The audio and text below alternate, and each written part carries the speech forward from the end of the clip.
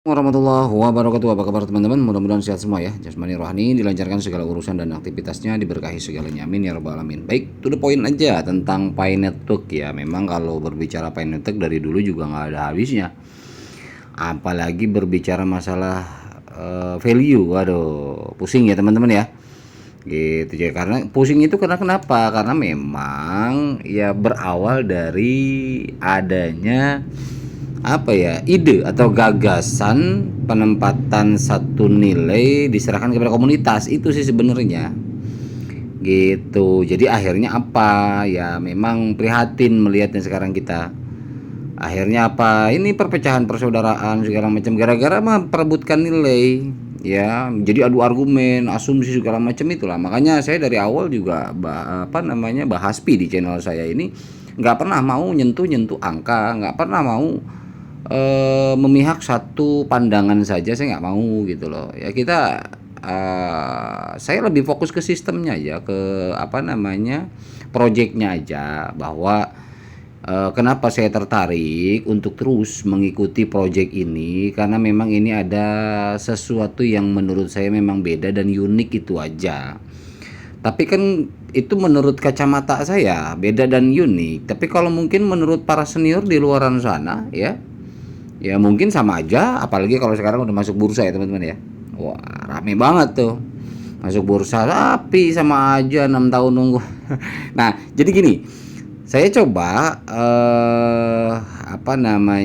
buat beberapa partisi atau part daripada video ini, karena memang akan panjang. Jadi saya coba flashback ya. Di part 1 ini saya hanya flashback sedikit karena terlalu banyak, jadi kita coba nanti part 2, part 3 dan selanjutnya ini akan semakin terus maju ya. Jadi saya akan mundur sedikit ke belakang, karena kenapa? Karena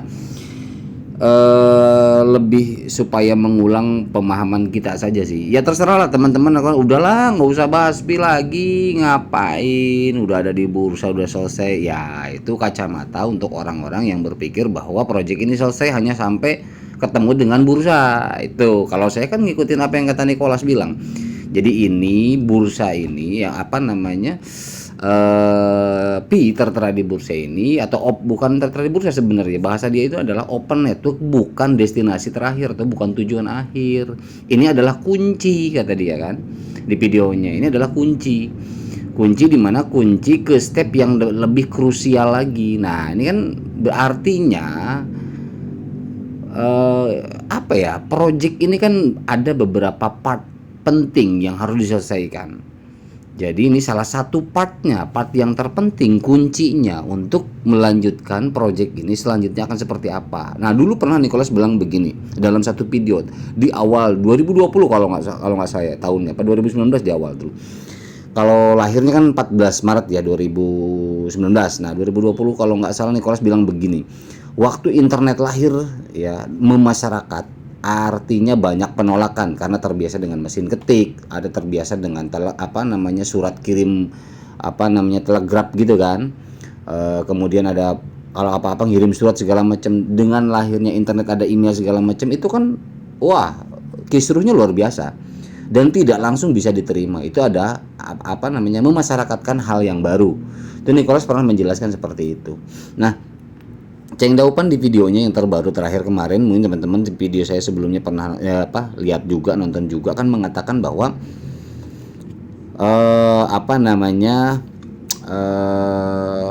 dia akan membawa komunitas ini memasuki dunia kripto itu dengan jalan yang berbeda. Artinya dengan pintu masuk yang berbeda. Nah ini kan sampai saat ini belum, teman-teman.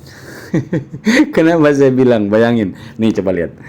Nah ini contohnya ya, ini aja belum loh. Ini belum, kalau menurut saya ini belum rampung 100%. Ini belum di launch ya.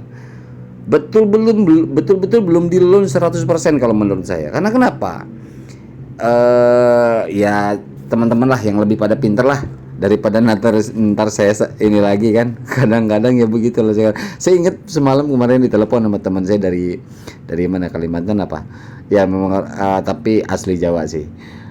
Itu dia bilang Banyak ahli nujum sekarang katanya. Waduh, luar biasa ya. Ya dulu di video sebelumnya juga saya sampaikan, ya udah lama banget bahwa saya menyampaikan bahwa banyak di luaran sana yang ahli kripto, yang ahli ahli trading artinya, yang memang sudah bertahun-tahun berkecimpung ya, dia coba analisa fundamental daripada sebuah kripto, kemudian underlay dan sebagainya, supply and demand-nya bagaimana, ini dia menganalisis agar apa? Agar ketika dia trading, ketika dia coba analisis ya daripada pergerakan market kripto tersebut, dia mendapatkan selisih. Artinya ketika trading dapat selisih, dia akan mendapatkan keuntungan pribadi. Gitu kan. Yang dicari kan apa sih? Trading itu profit. Nah, tempat tradingnya itu sendiri, bursa itu yang dicari juga apa? Ya dia juga untung, profit juga sama. Apa sih? Ya dibalut semua dengan kata bisnis. Kan begitu. Ya. Bukan lagi masalah urusan kemanusiaan di situ, tetapi berbicara masalah urusan bisnis. Tradernya juga bisnis, ya tempat tradingnya juga, bursanya juga bisnis. So what? Jadi semua memang sudah begitu adanya. Namun untuk masalah urusan proyek tidak serta merta para ahli di luaran sana ya yang memang notabene hanya fokus di masalah trading saja belum tentu juga bisa memahami betul-betul ketika memang dia tidak mengikuti dari awal. Ini yang sangat saya sayangkan. Kalau masalah urusan pemahaman masalah, aduh katanya pionir tidak memahami supply and demand, berlima tahun ya segala macam banyak banget. Artinya banyak banget yang mencemooh seperti itu ya. Ya nggak apa-apa, biarkan saja, apa sih? Nggak usah dipusingin gitu loh. Ngapain juga, coy? Kalau makanya saya nggak usah ngurusin begitu. Kita urusin, pahamin aja project ini. Toh masalah urusan trading nanti juga akan mengikuti, paham sendiri. Makanya saya di grup juga sedikit-sedikit masalah trading. Ayo, ya kan? Ya kan? Apa artinya? Yang penting intinya ketika kita mengikuti sebuah project yang kebetulan memang project ini, Pi Network ini adalah menarik perhatian karena memang ada unik. Betul, memang Nicholas bilang unik, project ini unik. Ya, eksklusif betul karena memang itu dirasakan, bukan lagi dilihat. Itu terlepas dari masalah urusan tercantum sekarang di bursa ya, kita nggak bicara masalah itu, terserah, bodo amat. Di bursa mau berapa silahkan, bukan berarti saya ngomong begitu saya dukung GCP atau apa, enggak. Ya memang sudah ada di bursa ya, silahkan saja gitu loh. Saya ngejelasin tambahan masalah urusan itu ntar panjang lagi. Ya jadi nafsi-nafsi aja silakan. Jadi saya pun tidak terlalu ini gitu loh. Cuman saya menghimbau ke teman-teman, alangkah lebih baiknya saya menghimbau ke teman-teman, yuk kalau memang percaya sama API, ya percaya sama core team dan lain sebagainya, gampang kok langkahnya. Ya, tarik aja. Yang kemarin sempet habis-habisan masukin ke bursa, ambil simpan di P browser. Kalau memang percaya sama core team, sama project ini, itu aja sih. Kalau saya clue-nya itu aja, nggak usah saya detailkan lah. Terserah teman-teman cari sendiri, karena di luar sana banyak yang wow gitu loh, pinternya itu wow ya. Jadi kalau saya ya clue-nya saja, silakan cari sendiri. Nantinya kalau saya sih menyarankan bahwa ya sudah tarik aja, simpan di P browser. Kalau Anda mencintai Pi Network, percaya dengan project ini dan percaya kepada core team. Kalau dirunut dari awal sampai sekarang, banyak hal yang menurut saya ya orang kalau misalkan apa namanya betul-betul memahami, mengerutkan dahi paling, alis ngangkat dikit paling. Karena kenapa? Karena apa ya, it's not match gitu loh. Jadi nggak nyambung lah. Artinya gini, kita kan perjuangan kita 6 tahun bukan sebentar. Ketika kita belajar mempelajari project yang unik ini sejauh mana dan seperti apa, baik itu dari komunitas, kualitas, ya, kemudian teknologi, kemudian underlay, visi misi dan sebagainya, banyak sekali. Gitu loh teman-teman.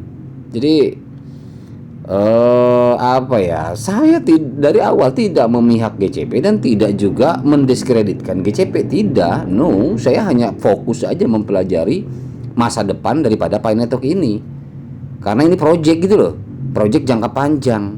Jadi ya sorry kalau saya memang tidak ngurusin seperti itu. Kendati pun mau sell ya, kalau memang butuh sell aja silahkan, mau sell ke teman mau apa. Sekarang kan udah open network. Udah open network artinya memang bukan enclosed mainnet lagi. Tetapi bahasanya open network, belum open mainnet global ya. Nah, ini yang jadi bahan pertanyaan juga. Nah, ini juga belum teman-teman ya.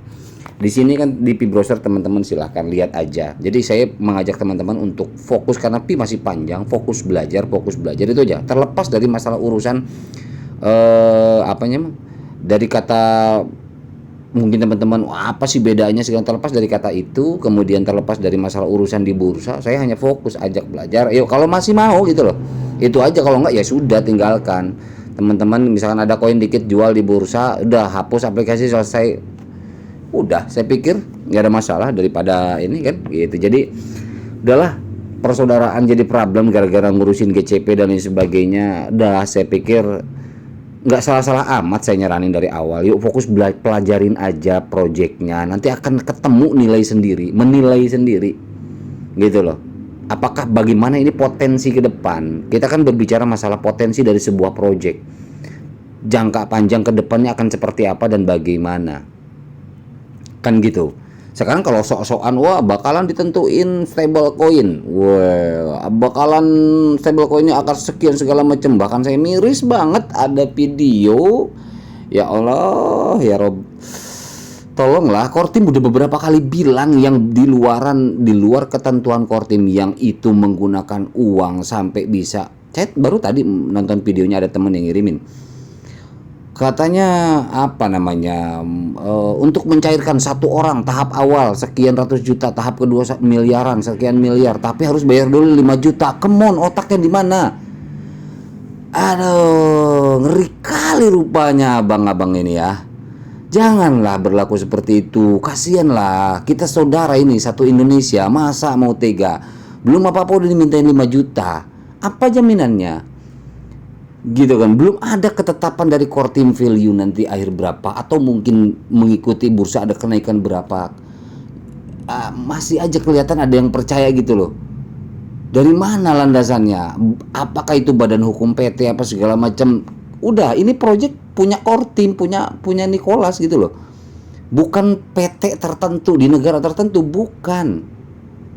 Ini yang banyak salah kaprah. Aduh, prihatin banget saya, sumpah deh. Saya jadi terbawa emosi penyampaian seperti ini gitu.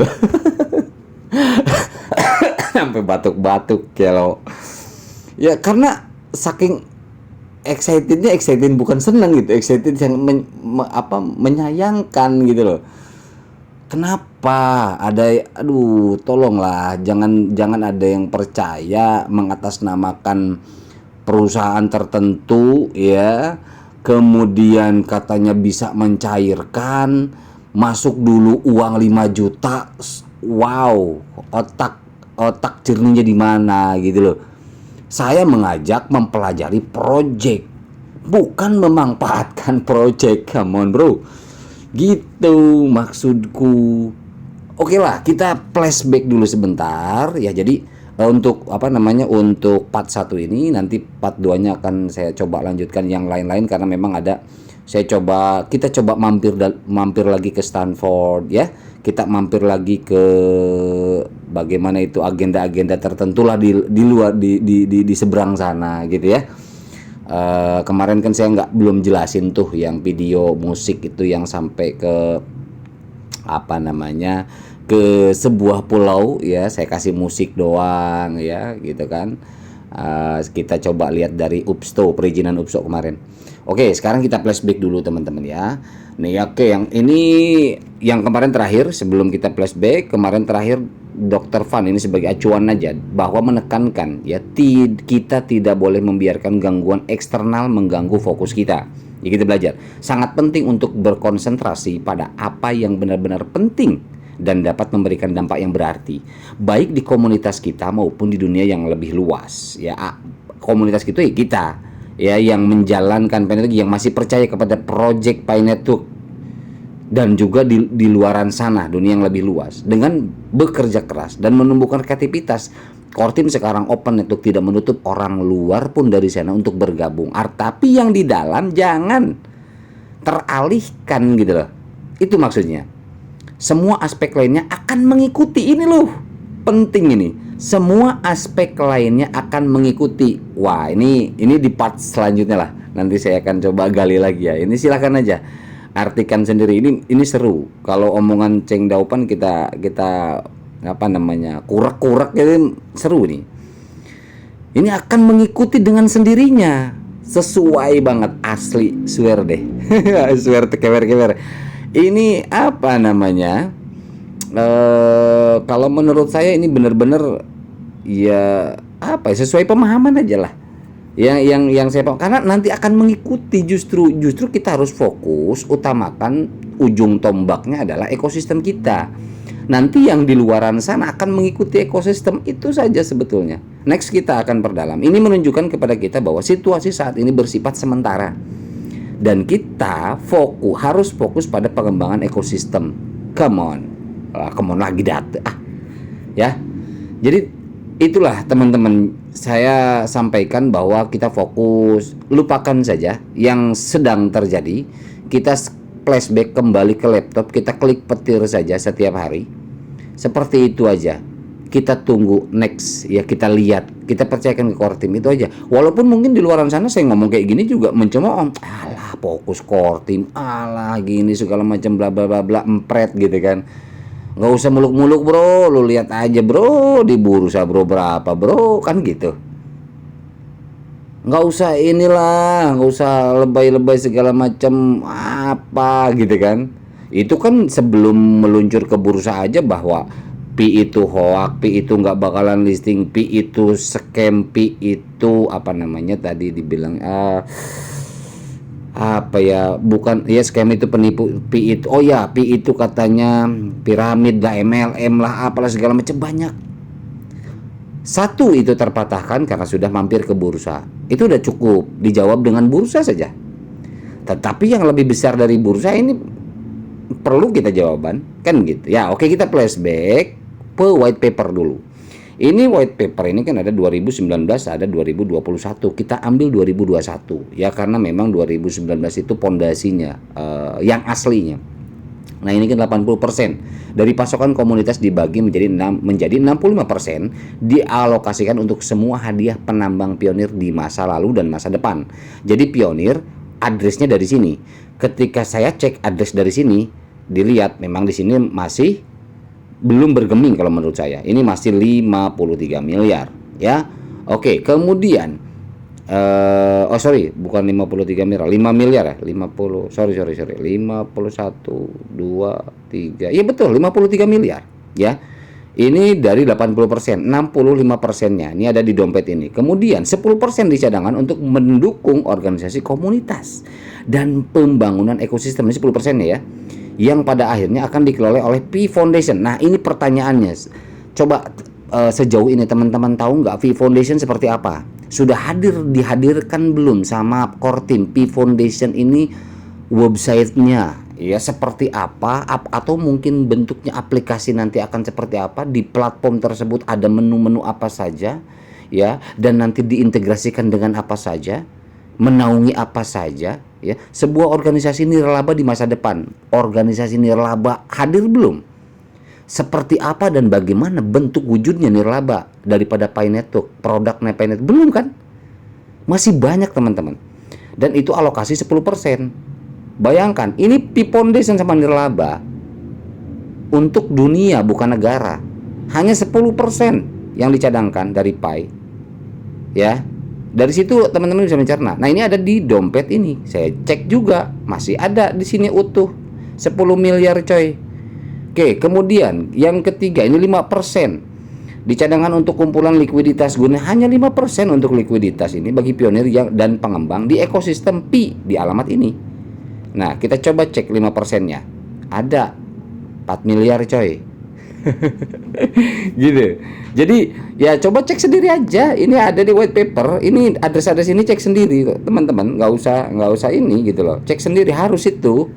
Karena segala sesuatu harus dicek sendiri dong. Gitu loh. Jadi nggak serta merta buka di di bursa ini akan merosot hilang habis gitu loh. Nggak gitu. Ini masih banyak kok, masih utuh. Artinya masih powernya kelihatan gitu loh. Bukan hal yang hanya mengedepankan langsung token itu sendiri habis di bursa diperdagangkan dan sebagainya. Tidak demikian, karena memang ada agenda ini tadi. Ya.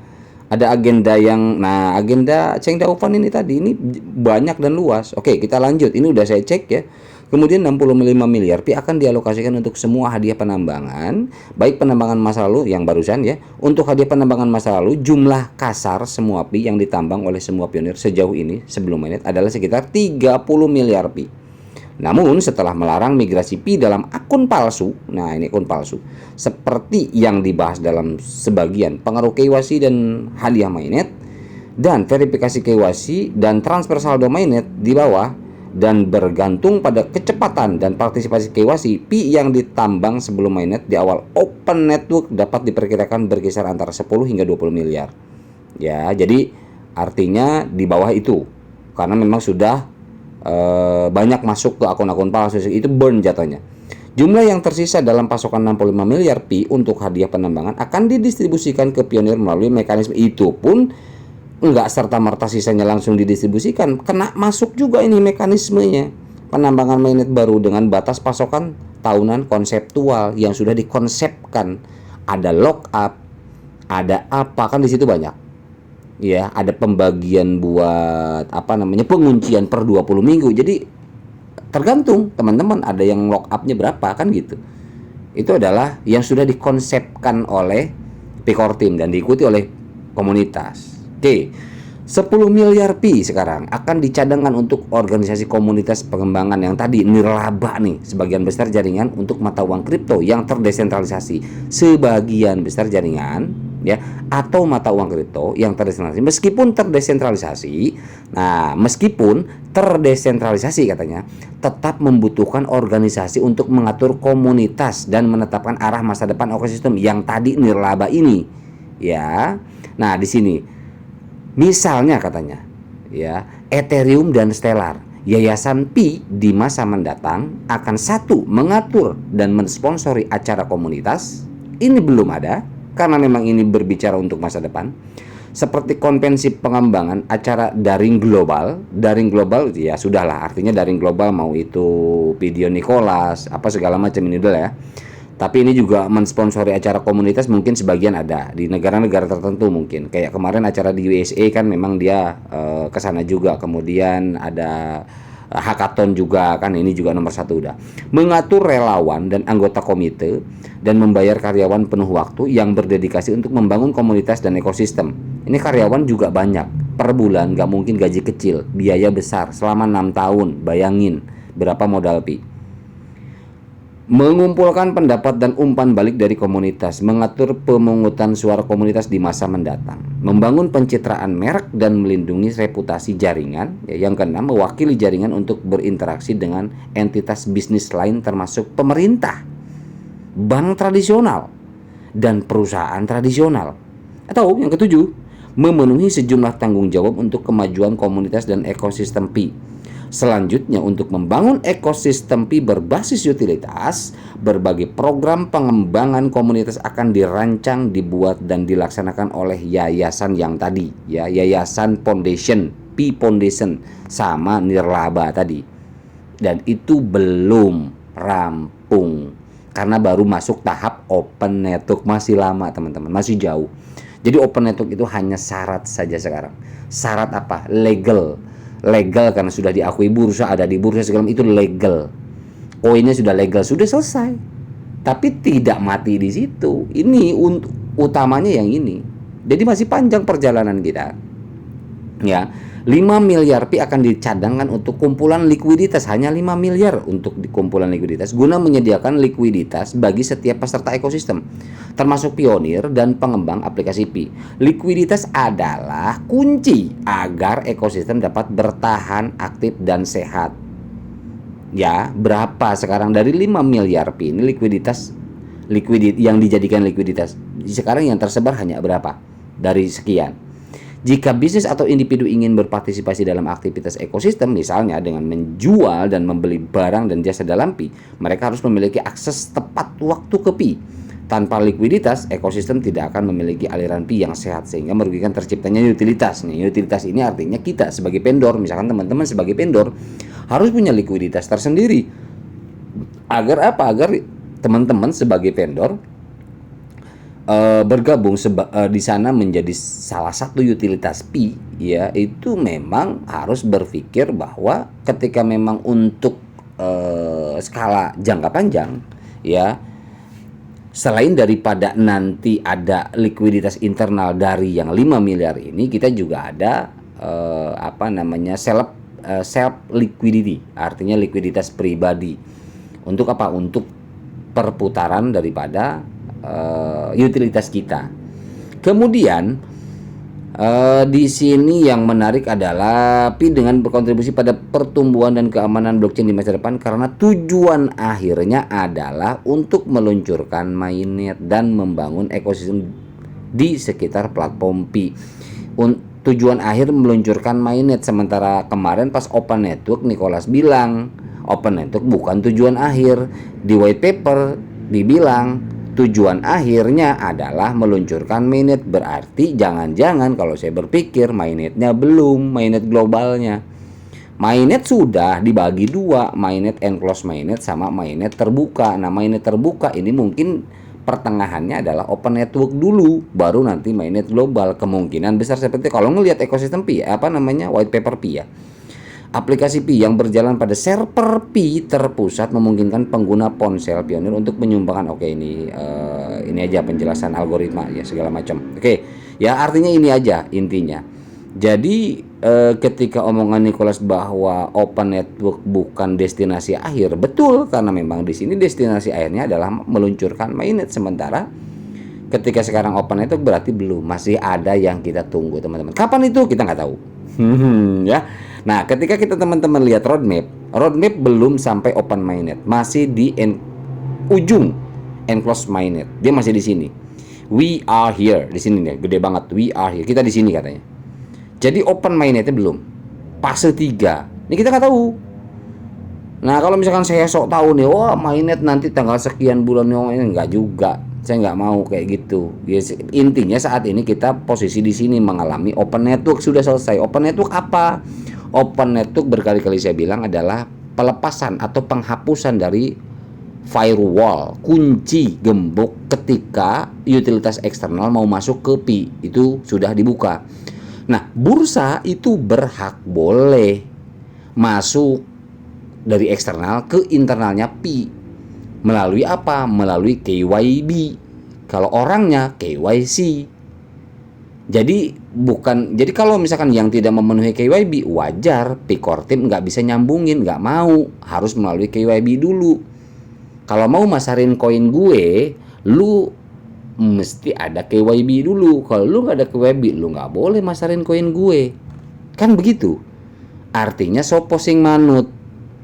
Gitu loh. Yang eksternal lah yang manut ke internal. Sekarang teman-teman mau ngebanggain eksternal apa internal? Yang kita udah berjuang 6 tahun nih. Kan gitu. Intinya ini aja, di roadmap aja belum ketemu. Tapi coba silahkan cek aja teman-teman ya di websitenya. Oke, yang terakhir ada 3 fase utama dalam pengembangan kami. Ini rangkuman ya, rangkuman dari white paper yang saya rangkum. Ada 3 fase utama ya pengembangan kami. 1 beta, kedua testnet, ketiga mainnet. Rangkumannya ada 3. Nah, sekarang fase 1 yang beta. Desember 2018 kami meluncurkan aplikasi seluler kami di App Store sebagai prototype alpha. Pada hari Pi, ya hari Pi ini lahirnya Pi Network launching ya, 14 Maret 2019. White paper Pi asli pun diterbitkan. Menyusun white paper ini tidak dalam waktu sebentar. Berarti dari 2018 itu sudah menyusun white paper dan diluncurkan berbarengan ketika 14 Maret 2019 menandai peluncuran resmi jaringan Pi. Kemudian ini untuk betanya. Dari 2019 kita dari situ mulai menambang sampai ketemu 2020. Tahap 2 masuk testnet. Tahap ini dimulai pada tahun 14 Maret 2020. 14 Maret lagi teman-teman. 2019 14 Maret, 2020 14 Maret. Menandai persiapan penting lainnya untuk transisi ke blockchain terdesentralisasi. Jadi melalui testnet dulu. Di sini nggak ada ICO. Ya, langsung dengan node distribusi dari seluruh dunia. Kemudian selama fase testnet ini ya 3 strategi utama diadopsi. Jadi ada 3 di dalam testnet ini tahap 2 ini. Yang pertama, desentralisasi melalui node testnet. Kedua, pertumbuhan melalui aplikasi Pi utama untuk penambangan seluler. Dan yang ketiga, pembuatan utilitas melalui platform aplikasi Pi di Pi Browser. Jadi ada 3 fase dalam fase testnet. Dipecah lagi ada 3. Jadi ini memakan waktu lama juga dari 2020. Ya, 1 tahun. Ketemu 2021 akhir ada yang namanya mainnet, namun masuk di on close mainnet namanya. Pada bulan Desember 2021 mainnet dari blockchain Pi akan aktif. Ya, makanya saya nggak salah kalau bilang mainnet itu sudah berjalan, tetapi mulai 2021 akhir. Namun mainnet di sini dipecah sama core team, dibagi 2, enclosed mainnet sama open mainnet. Open mainnet sampai sekarang belum ada pengumuman karena memang posisi masih enclosed mainnet. Enclosed mainnet di sini blockchain migrasi saldo pionir. Nah, saya memang menerima migrasi pertama di 2021. Nah, migrasi saldo pionir dari akun telepon mereka ke mainnet dimulai selama periode ini. Autentikasi KYC dari pionir mendahului migrasi saldo mereka ke mainnet. Ya, selama fase testnet 3 strategi. Oh, ini yang tadi, sorry. Mereka mainnet akan memiliki 2 periode. Ya, nah ini mainnet ini tadi kan sudah menerima migrasi. Mainnet mulai aktif dari mulai tapi belum full, ya. Tapi udah migrasi. Yang saya selalu bilang di video saya sebelumnya bahwa ketika menerima migrasi, terima koin ke wallet, dia ke dompet, itu mainnet artinya jaringan utama yang dipakai. Mainnet itu kan jaringan utama. Itu adalah koin asli. Kalau belum mainnet, nggak mungkin koin itu dikirim, gitu loh. Ya, namun di sini masih dalam tahap ruang lingkup enclosed mainnet. Nah, di sini mainnet akan memiliki 2 periode katanya. Pada awalnya mainnet yaitu jaringan tertutup yaitu enclosed mainnet yang di firewall, yang dikunci ada firewall. Dan kemudian buka mainnet yaitu jaringan terbuka open firewall. Ya, mainnet dibagi 2. Di sini ada mainnet tertutup sama mainnet open firewall, open network di sini. Nah, ini makanya apakah nanti ada mainnet global atau bagaimana, karena di sini yang digunakan saat ini adalah open network, sementara di white paper mainnet ini dibagi 2, tertutup dan terbuka, ditandai dengan ditutupnya dengan adanya firewall dan sekarang dibuka firewall atau dihapus firewall. Itu disebut buka mainnet, open mainnet. Nah, makanya di sini core team sendiri tidak menegaskan yang saya sayangkan. Jadi pemahamannya adalah apakah ini akan ada lagi yang namanya setelah open network atau bagaimana? Mainnet jaringan utama, network juga jaringan. Ya. Jadi apakah memang nanti akan ada lagi atau tidak saya nggak tahu. Intinya kita tunggu saja. Periode jaringan terbuka tergantung pada kematangan ekosistem. Nah, periode jaringan terbuka tergantung pada kematangan ekosistem. Jaringan tertutup dan kemajuan KYC periode ini dapat dimulai pada hari 14 Maret 2022. 14 Maret lagi teman-teman. Hari Pi 28 Juni. Jadi antara 14 Maret sama 28 Juni atau setelahnya. Periode jaringan terbuka berarti bahwa di sini nih firewall dalam periode jaringan tertutup akan dihapus. Ya, berarti jaringan terbuka sudah terbuka, sekarang open network lah ya. Yang memungkinkan konektivitas eksternal apapun, misalnya ke jaringan lain, dompet dan siapapun yang ingin terhubung ke Pi mainnet. Saya memang berpikir bahwa gini, klimaks terakhir itu adalah open network, yang disebut open network. Dari situ nggak ada lagi penggunaan bahasa klasifikasi pemilahan antara open mainnet global segala macam. Saya berpikir begitu, nggak ada, karena kuncinya adalah open firewall. Itu udah final, otomatis sudah open semua, firewall dihapus, ya sudah selesai. Kalau menurut saya artinya selesai klasifikasi tadi, pemilahan tadi udah nggak ada lagi, tinggal mematangkan saja ke depan. Apakah seperti itu? Nah, kita nggak tahu. Apakah mungkin nanti setelah itu ada lagi? Karena memang ada teman-teman yang memberi paham bahwa katanya ini open network, tapi nanti ada open mainnet global, katanya begitu. Tapi saya sih kurang yakin teman-teman, jujur aja kurang yakin, karena pemahaman saya adalah di firewallnya ini, ketika firewallnya dihapus, ya sesuai yang Cheng Daofan bilang, ya saya sih berpikir berarti tinggal pematangan saja.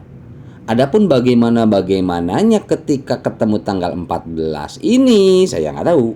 Nah, karena kan kebetulan open network itu katanya kan bisa terjadi setelah atau sebelum, ya, setelah atau sebelum migrasi berakhir. Migrasi kan 28 Februari nih. Ya, sekarang KYC juga. Nah, tapi ada penjelasan susulan dari Kortim bahwa migrasi dan KYC tetap akan berjalan sebagaimana mestinya. Yang penting jalanin aja nambang. Seperti itu. Nah, kita pokoknya tidak bisa ditentukan karena memang dari Kortim sendiri juga semacam kayak model learning by doing lah, artinya kita melakukan sesuatu sambil berjalan. Karena kenapa? Saya selalu sampaikan bahwa white paper pun ada perubahan. Misalkan 2019, ada lagi white paper 2021. Roadmap pun kadang setiap project, bukan hanya project di luar sana, sama. Roadmap yang awalnya A segala macam, kemudian ada roadmap baru. Setelah mainnet ada roadmap lagi. Kan gitu. Jadi ada pembaruan. Jadi kita nggak bisa intinya kita percayakan ke Kortim, kita tunggu saja info perkembangan selanjutnya karena pasti ada perubahan-perubahan. Itulah intinya, teman-teman ya.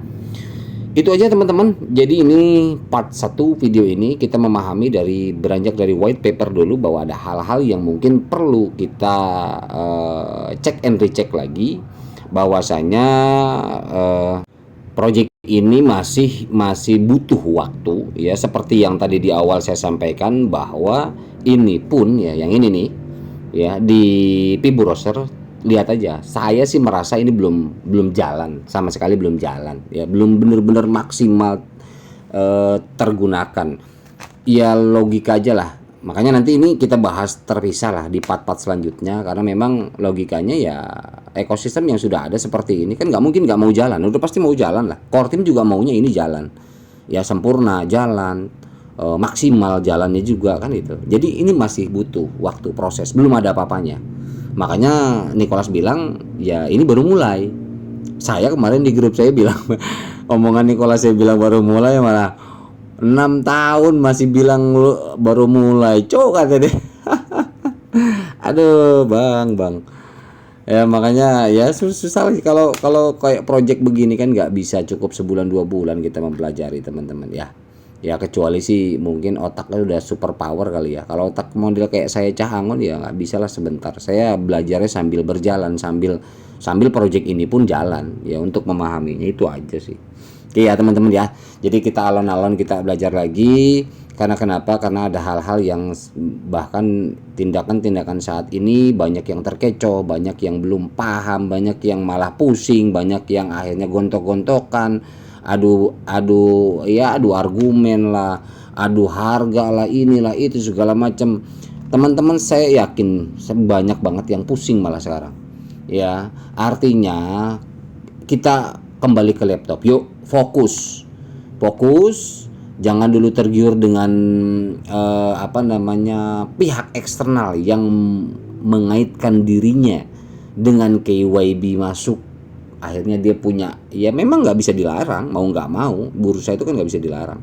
Tapi saya himbau teman-teman, kalau percaya sama Pi, menyukai Pi, percaya sama Kortim, ya simpan koin Pi Anda di Pi Browser. Hanya itu saja.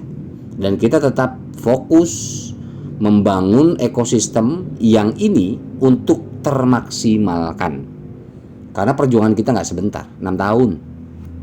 Katanya mau gede harganya nanti, nilai daripada Picoin ini. Ya kalau memang mau ya jangan terkecoh dengan pihak eksternal sekarang. Ibarat kata kita ngebangun rumah, diojok-ojok orang luar, rumah udah bagus gitu loh, tiangnya udah lempeng, katanya tiangnya bengkokin dikit deh, kayaknya cakep segala macam bla bla. Waduh, gitu loh ya.